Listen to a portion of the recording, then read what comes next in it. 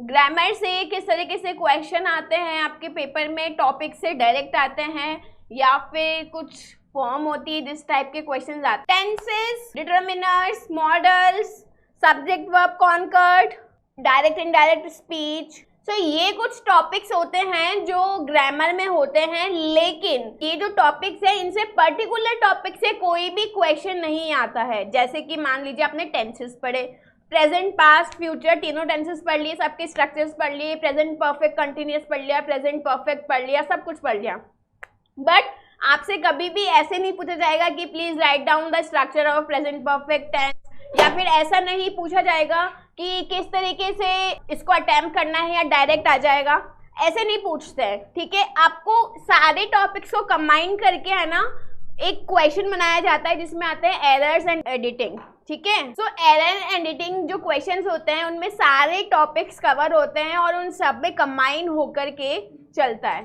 तो ये सारे जो टॉपिक्स होते हैं आपके ग्रामर के, उनसे पर्टिकुलर क्वेश्चन नहीं आता, उन सबको मर्ज करके क्वेश्चन बनाया जाता है जिसको हम बोलते हैं एरर एंड ओमिशन टाइप के क्वेश्चंस। ओके, तो उसमें किसी भी टाइप का एरर हो सकता है, वो आर्टिकल से हो सकता है, वो डिटरमिनर से हो सकता है, या फिर वो किसी भी टेंस से हो सकता है, मॉडल हो सकता है, प्रेपोजिशंस हो सकते हैं, कुछ भी हो सकता है। ठीक है, सो ये जो सारे टॉपिक्स हैं वो किस में मर्ज होकर के आते हैं, एरर एंड एडिटिंग वाले क्वेश्चंस में।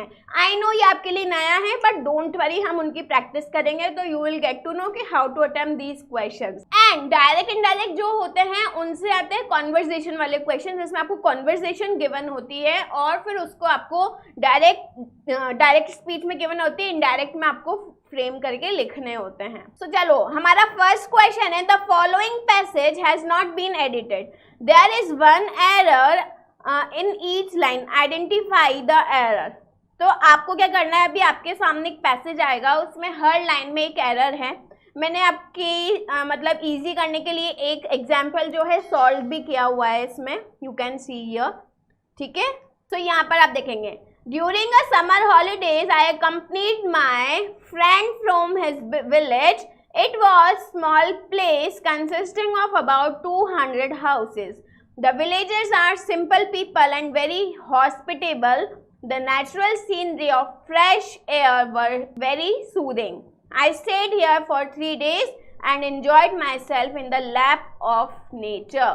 Okay, so देखो ये जो लिखा हुआ है आपका, this is the answer of first line. During a summer holidays I accompanied my. अब यहाँ देखो ये जो है इसमें a नहीं आ सकता, ड्यूरिंग अ समर नहीं, ड्यूरिंग द समर, तो यहाँ पर आर्टिकल का मिस्टेक है, यू कैन सी। सो यहाँ पर a का जो मिस्टेक है उसको करेक्ट करके हमने द लिख दिया है। अब यहाँ पर आपको 4 ABCD ऑप्शंस दिए हैं, तो आपको ईच लाइन में एक एरर निकालनी है और उसको सही कर करके एज अ आंसर आपको उसमें पुट करना है। अच्छा, ये फर्स्ट वाला जो सेंटेंस है आपका, ए वाला जो सेंटेंस है, इसमें क्या एरर है, friend from his village, it was a small place consisting. आपको क्या लगता है कि क्या गलत होगा इसमें? जरूरी नहीं है कि आर्टिकल का ही मिस्टेक हो।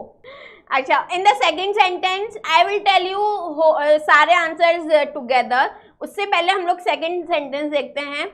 Of about 200 houses, the villagers are simple people. इसमें क्या है, इसमें एरर क्या है बेटा? Next is and very hospitable, the natural scenery or fresh. इसमें क्या एरर हो सकता है? What do you think about it? And the next is and enjoyed myself in the lap of nature. चलिए, I will tell you the answers. देखो, first sentence है friend from his village, it was a small place consisting. So इसमें A का नहीं है, इसमें है from, friend to his village. यहाँ पर फ्रॉम नहीं आएगा, यहाँ पर आएगा टू।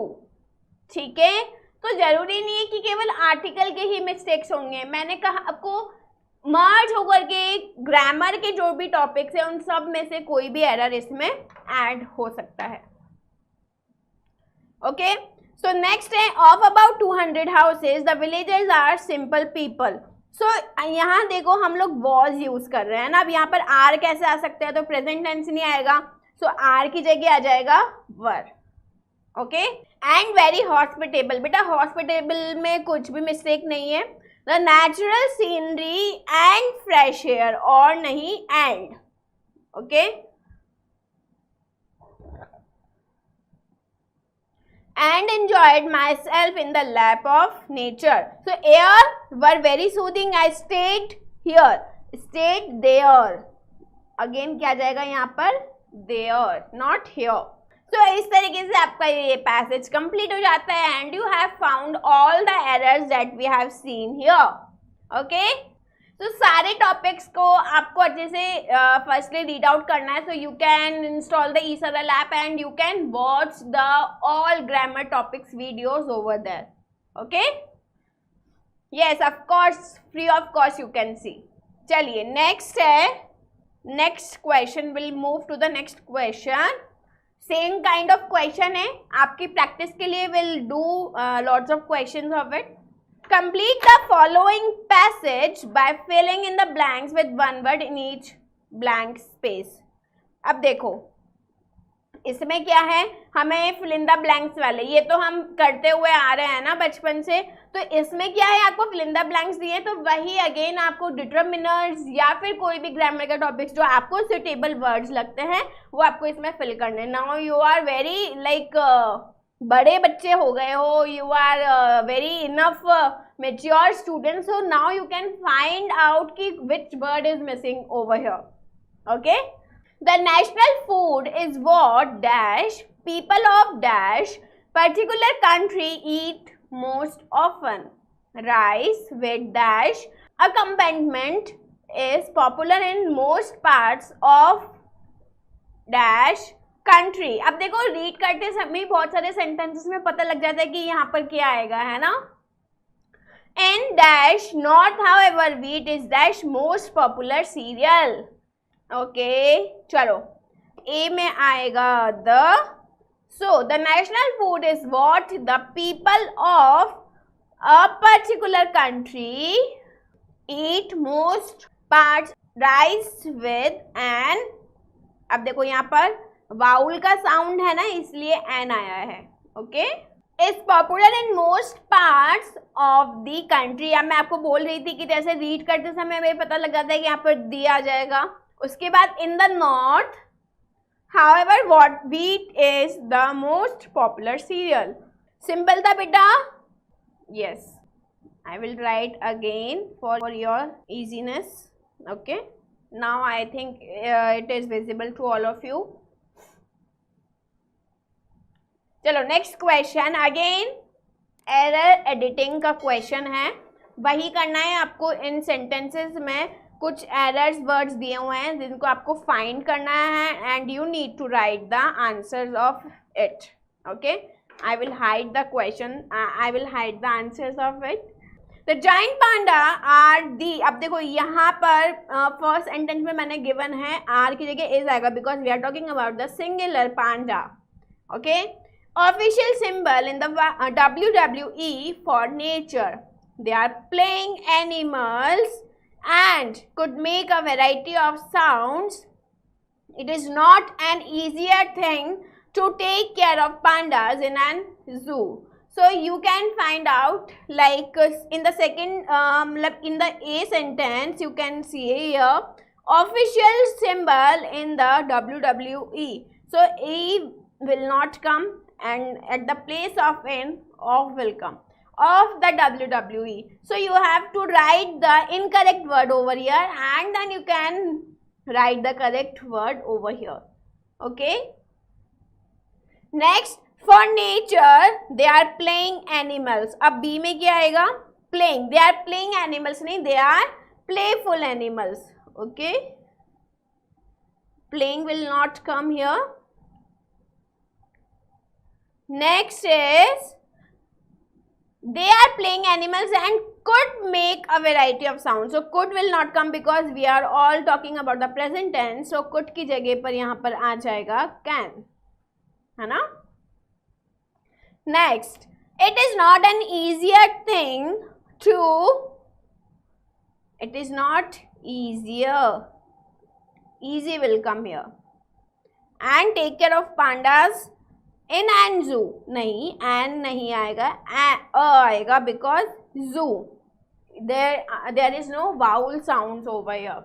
चलो नेक्स्ट, अब मैंने आपको बोला था डायरेक्ट इनडायरेक्ट क्वेश्चन जो होते हैं, डायरेक्ट इनडायरेक्ट जो टॉपिक होता है उसके जो क्वेश्चंस हैं वो ऐसे आपके कॉन्वर्सेशन वे में आते हैं, है ना, डायरेक्ट इनडायरेक्ट के। सो यहाँ पर मदर एंड डॉटर के कॉन्वर्सेशन है, here you can see, where were you daughter, I was on the terrace playing, mother please do not go without prior permission, daughter this was the first time ever that I went on the terrace, mother remember do not go there alone। so आपको क्या करना है, इन सारी direct speeches को indirect में आपको change करना है। ऑलराइट, सो कैसे करेंगे, mother asked her daughter where she had been. अब यहाँ तक जो है आपका ये फर्स्ट वाला सेंटेंस हो गया, मैं इसको नंबरिंग कर देती हूँ फॉर योर कन्वीनियंस, ओके, ई। सो यहाँ से यहाँ तक आपका हो गया ए वाला part. Mother asked her daughter where she had been. अब इसके लिए आपको डायरेक्ट इनडायरेक्ट के सारे रूल्स पता होने चाहिए, so that you can apply all the rules over here, है ना, लाइक कौन से टेंस को किस में कन्वर्ट करना है, कैसे कहाँ पर कौन सी स्पीच चेंज होगी, कौन से प्रोनाउंस चेंज होंगे, so all of the things you must know about it, okay.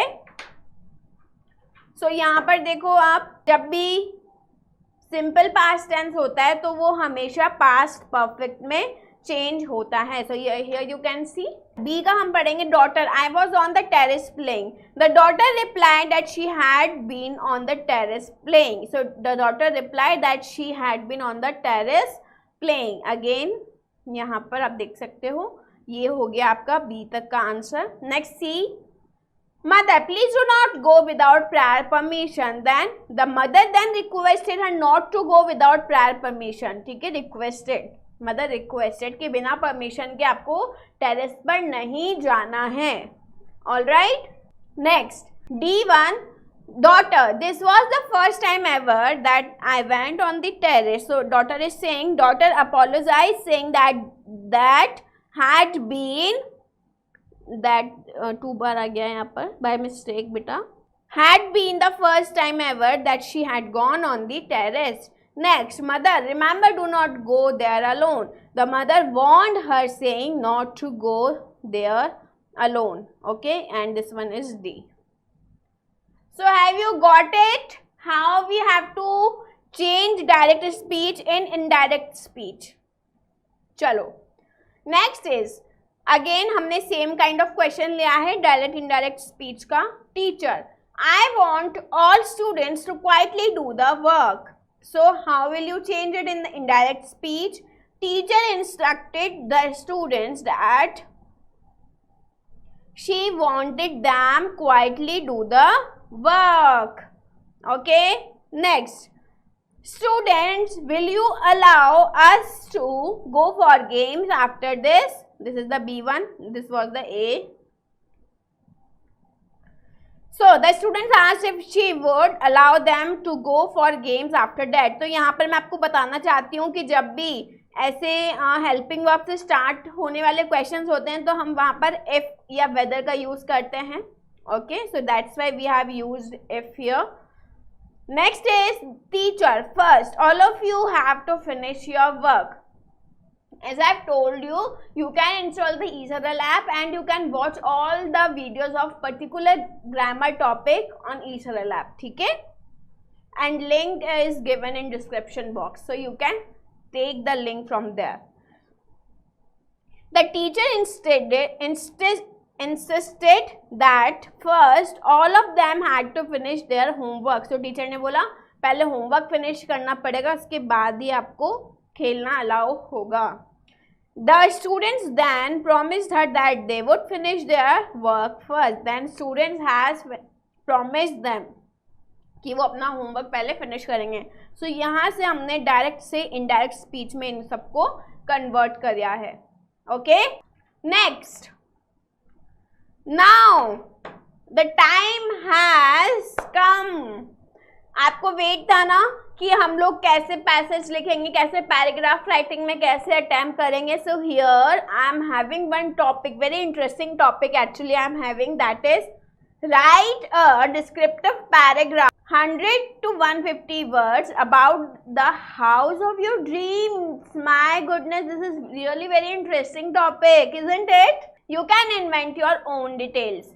So students, मैं आपको कुछ points बताना चाहती हूँ पहले, जिससे कि हम लोग पैराग्राफ लिखना स्टार्ट करें. आपको वर्ड लिमिट का ध्यान रखना है हमेशा, ठीक है? And you need to write it very cleanly, very nicely, without any mistake. मतलब ट्राई करो कि कहीं पर भी ऐसे कट्स ज़्यादा ना आए, ऐसे इस तरीके से कट हमने कुछ भी लिखा है तो ऐसे कट्स नहीं आए, और कट्स आते भी तो just draw a one line over it. Okay, don't do like this. चलो, I will tell you how to write the paragraph in your exams. This is my dream house. It's one-story house built in a spacious property. There is a front yard with different kinds of plants with a small path to go inside the house. The main door is a two-sided wooden door. Once you open the doors, you meet a wall with a mirror which is separated right and left wing of the nose. So here you can write the description of your own dream house. उसके आगे आप लिखेंगे. अब देखो यहाँ पर आप लोगों को पैराग्राफ चेंज कर लेना है, ठीक है? और पैराग्राफ चेंज करने के लिए just leave one line. Okay, ऐसे नहीं कि यहाँ पैराग्राफ चल रहा है फिर आप नेक्स्ट पैराग्राफ के लिए यहाँ से स्टार्ट कर रहे हैं. Don't do this. Just leave one line. Like आपको यहाँ पर पैराग्राफ चेंज करना है, then leave one line and then start from here only, left of the side. So if you go to the right wing, you will directly go to the living room. There, welcome my guest. Next to the living room, you can find a guest room and a restroom. The guest room is facing to a part of swimming pool. The left wing is the way to kitchen and dining room. In the hall to the kitchen and dining room, you can find the door to the family main room. All right, so here you can see how you need to write the paragraph 2. Now again you need to change the paragraph.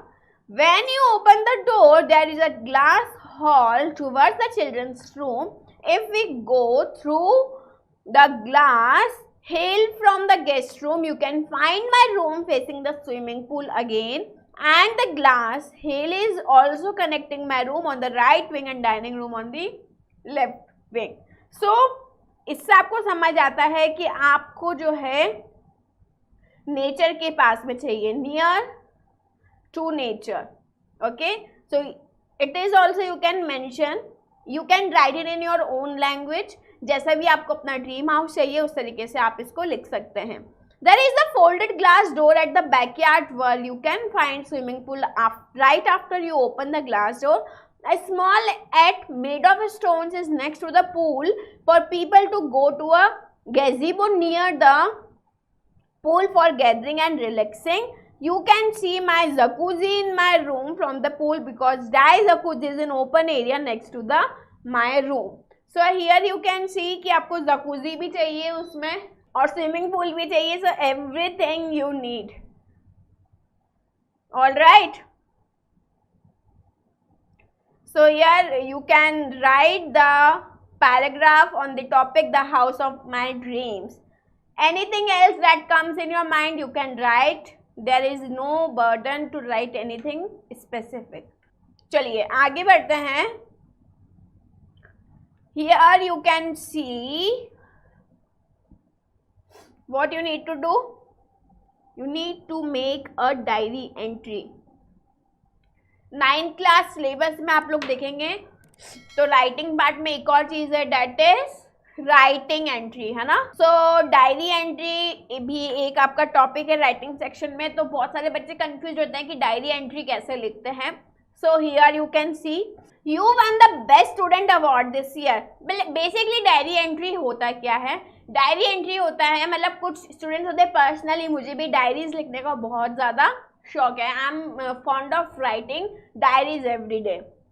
सो उस diaries में आप अपना routine life लिख सकते हो, या फिर what you have achieved that particular day, या फिर what you have experience different on each day, तो यू कैन राइट इट. सो बहुत सारे लोग जो हैं बहुत ही अच्छे से ब्यूटीफुल वे में डायरीज लिखते हैं. So that is called only diary entry.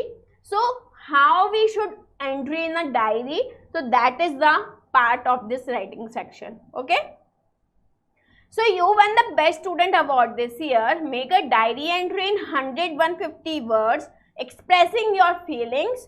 You can take help from the given hints. Hints given है आपको यहाँ पर, ठीक है, आप hints ले सकते हो कुछ यहाँ से.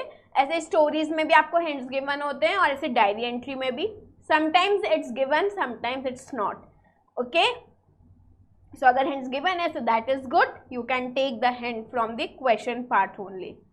So best student award for excellence in studies as well as achievement in co-curricular activities, joy notes, no bounds. Parents have promised a scooter, bicycle, friends and teachers appreciate proud moment.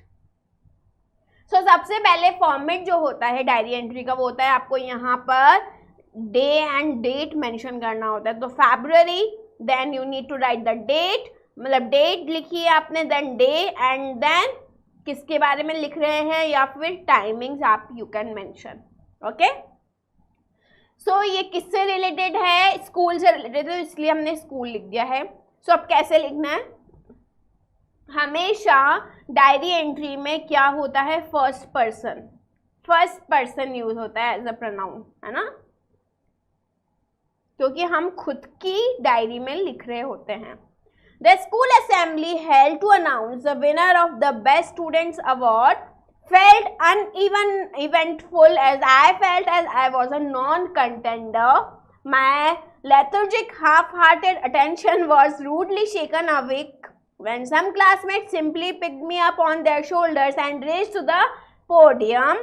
When the news sank in, I saw rings before my eye personed. I murmured a quick "Thank you, sir," as the principal shook hands with me. So here you can see the students is showing his excitement when the name was announced for the best student award in the assembly. So ऐसे ही आपको first person में अपने आप को रख करके आप खुद की डायरी लिख रहे हो तो फर्स्ट पर्सन हमेशा आता है, इस बात का आपको ध्यान रखना है. A surge of happiness surged in when I saw the gear-fitted racing bike on the doorstep of our flat. I hugged my parents, strapped on the helmet and was off to the nearby velodrome for my first cycle racing lesson. How can I ever forget this memorable day of my life? The moment of pride, smiles of my parents' faces will always remain etched in my mind. I have now been chosen as the head boy of my school and I want to be an inspiration to all the junior students. So here ऐसे ही आपको simple language में बिल्कुल अपनी diary entry लिखनी है and in the end you can sign yourself. Alright, now next not the least, complete the story. देखो आपके paragraphs हैं, स्टोरीज हैं एंड डायरी एंट्री है. ऑलराइट, सो इसमें आपको स्टोरी राइटिंग लिखनी है. स्टोरी राइटिंग में क्या होता है, आपको अगेन कुछ आपको हिंट दिए जाते हैं और उससे फिर आपको अपना इमेजिनेशन बना करके अपने इमेजिनेशंस को पूरा एग्जीक्यूट करके स्टोरी राइटिंग में कन्वर्ट करना होता है. Alright, so here we are having one example of story writing, that is complete the story in 150 to 200 words which begins as the following. अब देखो यहाँ पर आपको hints given है, so you can see over here, है ना. There was a joint family of 6 members including grandparents. It was the 75th birthday of the grandmother and the family planned to celebrate. Now you have to mold these hints in the story, okay, and the story should have the character according to the hints, and you can move any of the, you can write any kind of story in a easy language and it should be in past tense always. All right, हाँ, story हमेशा past tense में होती है. So next, there was a joint family. We are starting the story writing. All right, So there was a joint family of 6 members, including the grandparents. It was the 75th birthday of grandmother and the family planned to celebrate it by throwing a surprise party. So surprise किसके लिए होने वाला है? grandmother के लिए. The family began going out for preparations, and since it was supposed to be a surprise, they would have leave their grandmother alone at home. So grandmother की family उनको surprise देना चाहती थी, तो उनको अकेले घर पर छोड़ करके और सब चले गए. As the big day came nearer, जैसे उनका बर्थडे करीब आया, the grandmother started feeling isolated. Isolated means क्या होता है? उनको lonely feel होने लगा, है ना, अकेलापन उन्हें फील होने लगा. And lonely, she believed that since everyone was caught up in their own business, they had forgotten about her birthday. तो उनको क्या लगा उस दिन कि मेरा बर्थडे है, सब लोग अपने अपने काम में बिजी हैं, तो सब लोग मेरा बर्थडे जो है भूल चुके हैं. She felt so sad but never expressed it to anyone. उनको बहुत बुरा लग रहा था, लेकिन उन्होंने कभी अपना जो सैडनेस था वो एक्सप्रेस नहीं किया. On the day of her birthday, no one wished her. उनकी बर्थडे आ गई, अब किसी ने उनको विश भी नहीं किया. Everyone started getting ready and told her that they had their own respective plans. सब लोग अपने अपने प्लान्स के लिए रेडी हो रहे थे और बोल रहे थे कि हमारे पास तो आज बहुत ज़्यादा काम है, बिकॉज वो सरप्राइज पार्टी थी ना. So the grandfather asked her to accompany him for a walk. It was all a part of their plan. So grandfather जो हैं उनको बोलते हैं कि चलो हम वॉक करने चलते हैं, और ये प्लान का ही पार्ट था. So it was all a part of their plan. The grandfather took the route to the venue and did not make it look in a way that could make her suspicious. So अब वो जहाँ पर उनकी venue, जहाँ पर उनकी surprise party थी, वहाँ से ग्रैंडमदर को लेकर के जाते हैं. Upon reaching the venue, the lights suddenly went on and everybody shouted happy birthday. The grandmother was overwhelmed and tears of love came rolling down her eyes. This was the happiest birthday till then of the grandmother. So happy ending of the story. ठीक है, stories में कुछ point याद रखने हैं आपको कि it should be suitable starting and it should be having meaningful ending. बहुत लेंथी स्टोरी नहीं लिखनी है, short crisp and sweet story you need to write. Okay, उसका एंडिंग ज़रूर होना चाहिए जहाँ पर लगे कि हाँ स्टोरी यहाँ पर फिनिश हो गई है. अब देखो, अब यहाँ पर जो है कुछ ऐसा नहीं था कि जिसमें मॉरल निकाल सकें, बट अगर ऐसा कोई टॉपिक आता है so you should write it down moral as well of this story. Okay, any doubts? We have seen diary entry and story as well and paragraph writing as well. ठीक है, और हमने error and editing वाले questions भी कर लिए हैं, error and omission. Okay, and उसके बाद हमने डायरेक्ट इनडायरेक्ट वाले क्वेश्चंस भी कर लिए हैं. Okay, that we all have done. यही आपका सिलेबस है 9th क्लास का according to CBSE board. So I hope you have enjoyed the video and unseen passage के लिए एक टिप मैं देना चाहती हूँ आप लोगों को कि अनसीन पैसेज में आपको प्रैक्टिस करनी है. पहले अनसीन पैसेजेस के एक्सरसाइजेस आप देख सकते हैं और उनकी प्रैक्टिस कीजिए. Then you will get to know कि how to attempt the unseen passage and you should attempt unseen passage always in the last. ठीक है, क्योंकि बहुत ही टाइम कंज्यूमिंग होता है. सबसे पहले लिटरेचर पार्ट करो, क्योंकि लिटरेचर में हमें आंसर्स पता होते हैं. Then take grammar portion and then take writing section and in the end you can take the unseen passages because it's always time consuming.